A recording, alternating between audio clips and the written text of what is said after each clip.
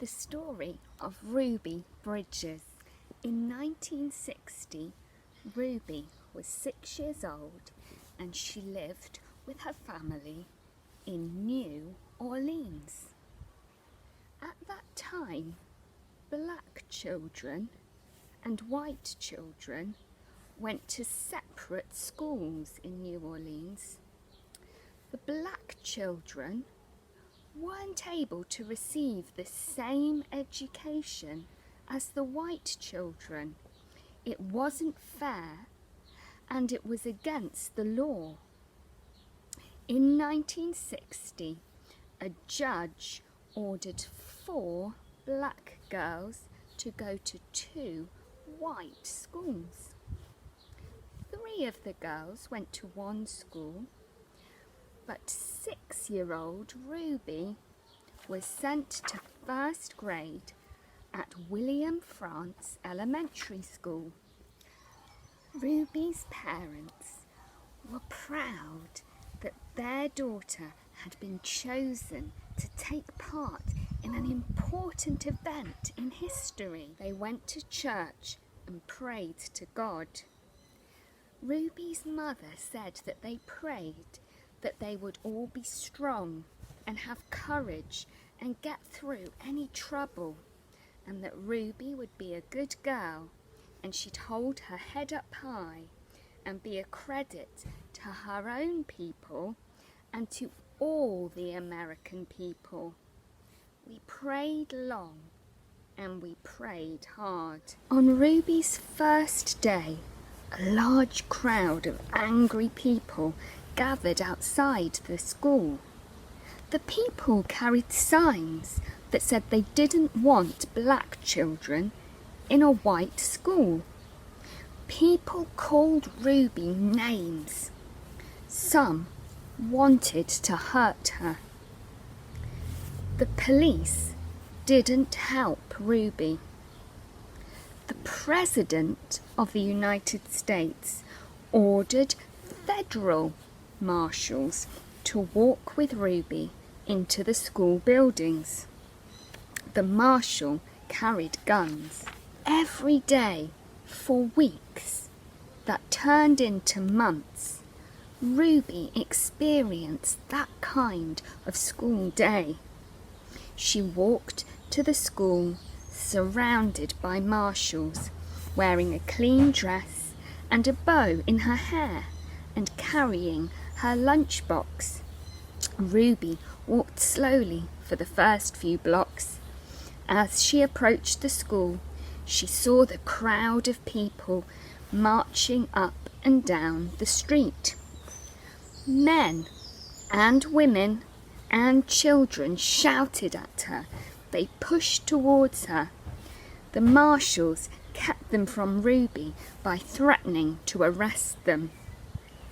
Ruby would hurry through the crowd and not say a word. The white people in the neighbourhood wouldn't send their children to school alongside Ruby. So when she got inside the building, she was all alone, except for her teacher, Mrs. Henry. There were no other children to keep Ruby company, to play with and learn with, to eat lunch with. But every day, Ruby went into the classroom with a big smile on her face, ready to get down to the business of learning. Mrs. Henry said she was polite and she worked well at her desk. She enjoyed her time there. She didn't seem nervous or anxious or irritable or scared. She seemed as normal and relaxed as any child I've ever taught. So Ruby began learning how to read and write in an empty classroom, in an empty building. Sometimes I'd look at her and wonder how she did it, said Mrs. Henry. How she went by those mobs and sat here all by herself, and yet seemed so relaxed and comfortable. Mrs. Henry would question Ruby to find out if she really was nervous and afraid, even though she seemed so calm and confident. But Ruby kept saying she was doing fine. The teacher decided to wait and see if Ruby would keep on being so relaxed and hopeful, or if she'd gradually begin to wear down, or even decide that she no longer wanted to go to school.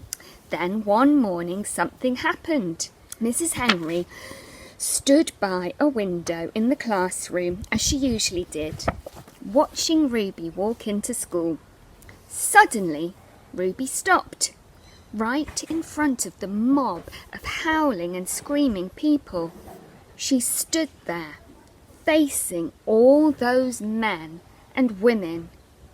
She seemed to be talking to them. Mrs. Henry saw Ruby's lips moving, and she wondered what Ruby could be saying. The crowd seemed ready to kill her. The marshals were frightened. They tried to hurry her into the school, but Ruby wouldn't budge. Then Ruby stopped talking and walked into the school. When she went into the classroom, Mrs. Henry asked her what had happened. Mrs. Henry told Ruby that she'd been watching and that she was surprised when Ruby stopped and talked with the people in the mob. Ruby became irritated. "I didn't stop and talk with them," she said. "Ruby, I saw you talking," Mrs. Henry said. "I saw your lips moving." "I wasn't talking," said Ruby.